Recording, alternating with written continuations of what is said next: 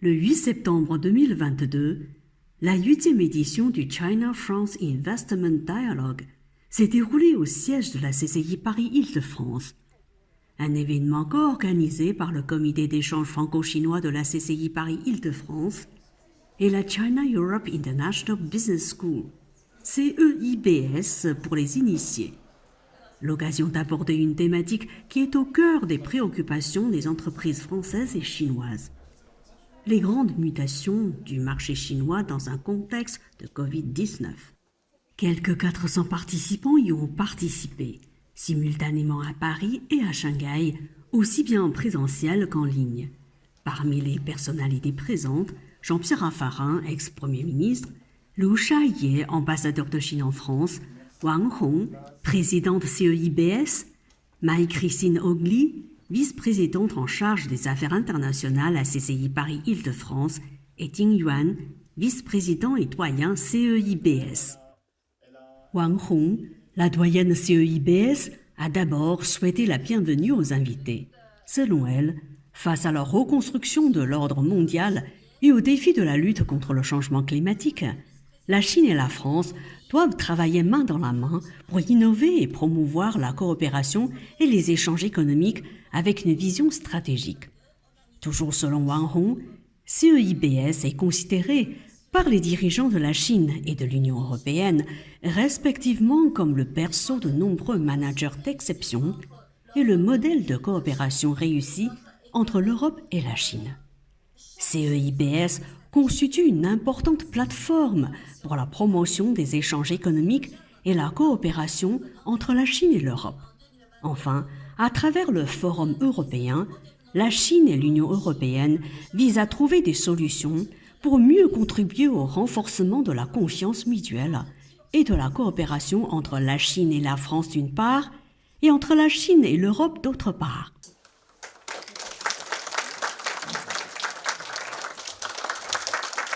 Dans son discours de bienvenue, Marie-Christine Ogli, vice-présidente en charge des affaires internationales à CCI Paris-Île-de-France, a déclaré « Face aux évolutions géopolitiques de ces dernières années, face à l'urgence climatique, le dialogue entre les pays est plus que jamais nécessaire.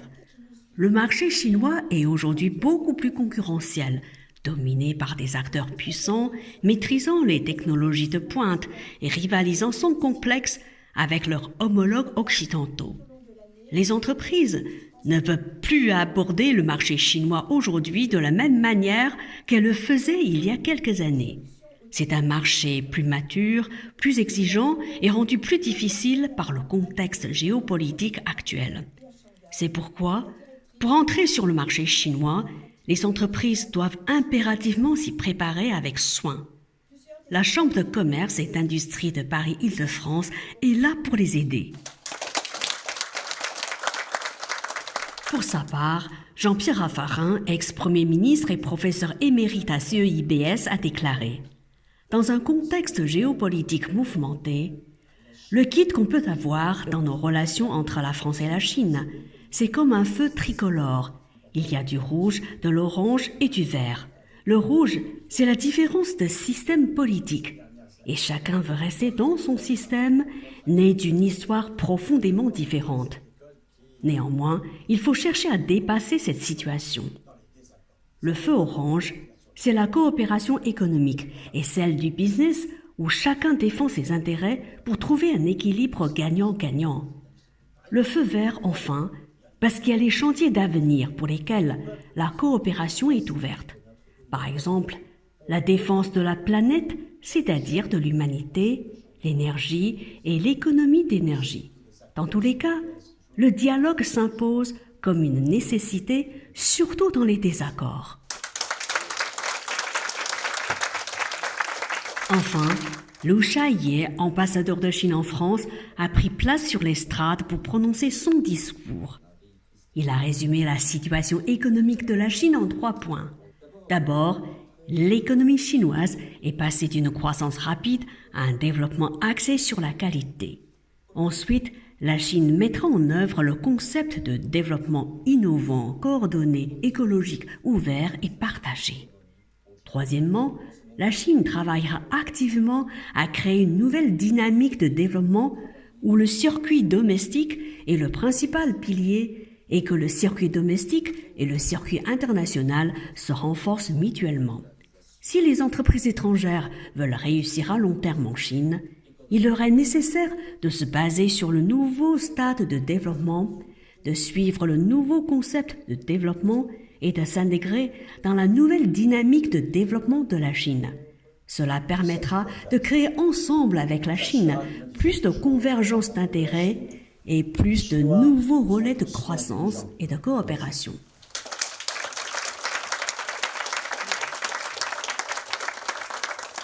Après les discours, 4 représentants des entreprises françaises et chinoises ont partagé avec la salle leurs expériences sur le marché chinois. Selon Li Ping, cofondateur et vice-président de CATL, aujourd'hui, de nombreux acteurs se partagent le marché chinois des véhicules électriques. Parmi eux, des constructeurs traditionnels comme Citroën et le plus grand constructeur chinois CAIC, ou encore des nouveaux entrants tels que Xiaomi et Huawei. De plus, le pilotage électrique intelligent est largement utilisé dans les bus, les ports ou encore les mines. Restent 2 problèmes à résoudre, la recharge et le mécanisme de tarification de l'assurance et des voitures d'occasion. Selon Georges Olivier, directeur Chine de la société Stellantis, la performance du marché automobile chinois en 2022 dépassera la performance d'avant l'épidémie en 2019, grâce au soutien politique et à de nombreuses politiques préférentielles du gouvernement chinois. À mesure du développement rapide de l'industrie des véhicules électriques, l'écosystème des véhicules électriques chinois et les marques locales connaîtront un développement vigoureux. Surtout, la coopération entre les constructeurs automobiles européens et les fabricants de batteries chinois est un marché à fort potentiel. Selon Laetitia Albertini, CEO du groupe Health and Happiness, l'expansion continue sur le marché chinois est la stratégie à long terme de son groupe. Face à la hausse des coûts dus à l'épidémie, Health and Business élargira sa chaîne d'approvisionnement et améliorera son système logistique à l'avenir. Dans le même temps, Laetitia Albertini estime que le marché chinois est toujours attractif pour les investissements étrangers et que la taille du marché et la demande croissante de produits haut de gamme le rendent plus compétitif. Selon François Marion, directeur de la communication de Valeo, pour entrer sur le marché chinois, il est très important de choisir un modèle de développement approprié. Il faut diversifier sa clientèle, savoir utiliser au mieux son personnel chinois, qui est appelé à jouer un rôle important en matière de R&D et d'expansion du marché. Surtout, pour pouvoir s'implanter en Chine sur le long terme, il faut accorder une grande importance au développement technologique et au développement de nouveaux produits.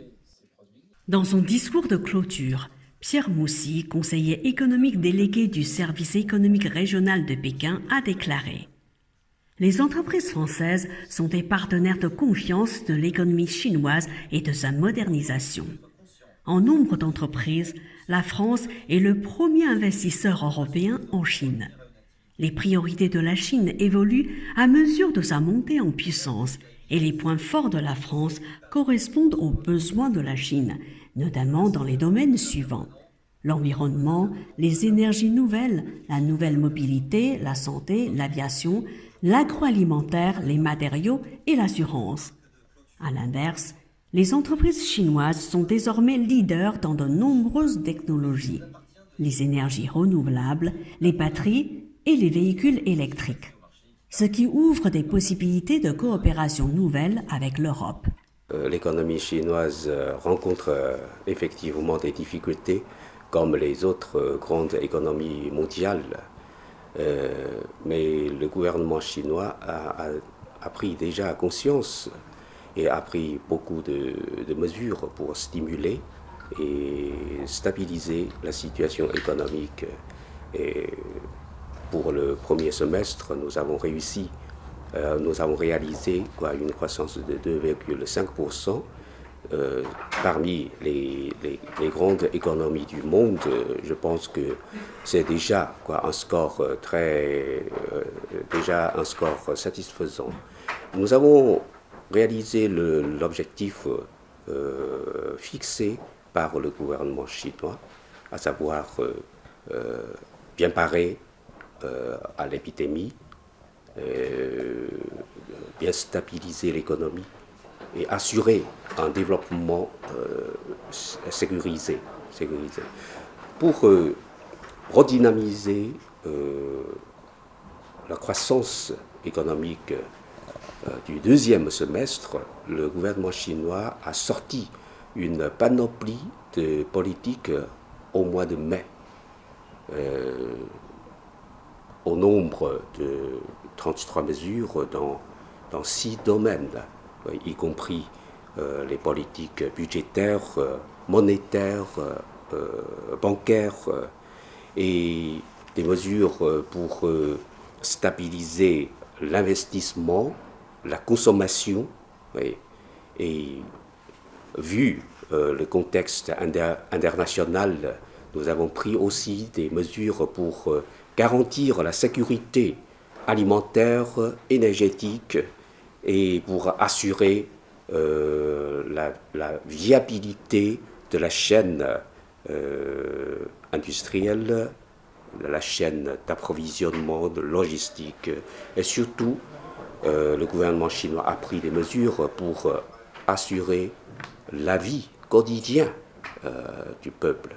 Donc, nous avons la conviction qu'avec ces mesures qui seront bien appliquées, l'économie chinoise connaîtra une croissance stable pour le deuxième semestre de cette année.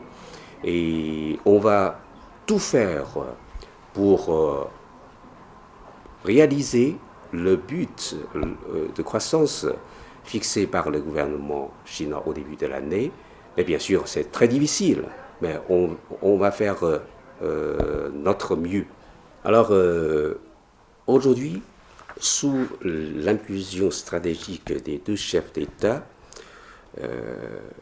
on peut dire que les relations entre la Chine et la France restent toujours les plus stables parmi les relations bilatérales entre grands pays du monde. Face à la situation internationale en mutation accélérée, la Chine et la France devraient garder présent à l'esprit l'engagement initial à l'établissement de nos relations diplomatiques, à savoir l'indépendance, la compréhension mutuelle et la prévoyance et les bénéfices mutuels. L'indépendance, cela veut dire qu'il faut,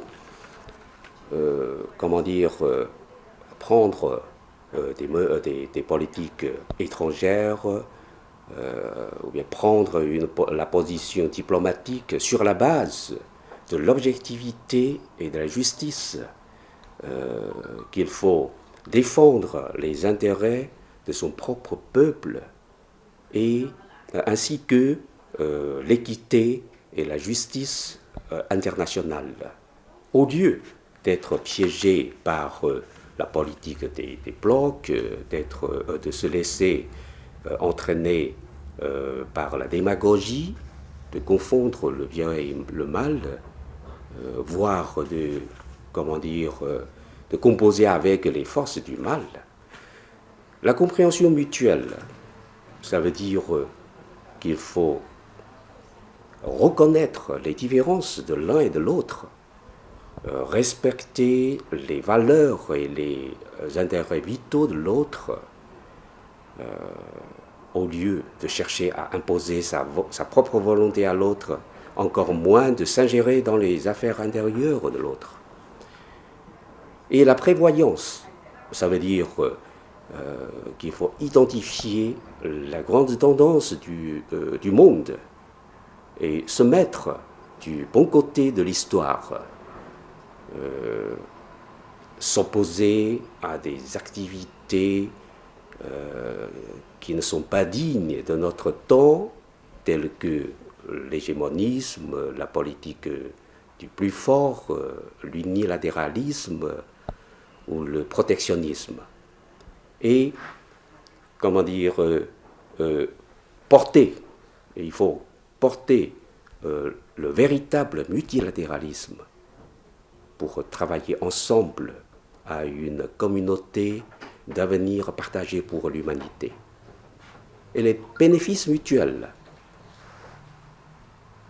ça veut dire qu'il faut poursuivre la coopération et rejeter la confrontation, poursuivre l'ouverture et rejeter le repli sur soi, poursuivre l'interdépendance et rejeter le découplage ou la rupture de la chaîne industrielle d'approvisionnement et continuer à promouvoir la mondialisation économique. C'est pour ça que j'évoque les sujets difficiles, c'est pour ça que je dis qu'il y a un feu rouge sur un certain nombre de sujets, et c'est pour ça aussi qu'il faut défendre les entreprises françaises, qu'il faut défendre la coopération. Nous sommes dans une situation internationale qui peut mal tourner. Donc il faut pouvoir maintenir le dialogue, même si on a des désaccords. Et les désaccords, on les affirme avec fermeté, ce que j'ai fait face à face, dans les yeux. Je n'ai pas peur de dire que je soutiens la politique française, évidemment, mais je le fais naturellement en faisant en sorte que la coopération soit toujours la règle de la diplomatie. Sans coopération, c'est la guerre. Donc il vaut mieux éviter la guerre. Reportage par Mantarin TV.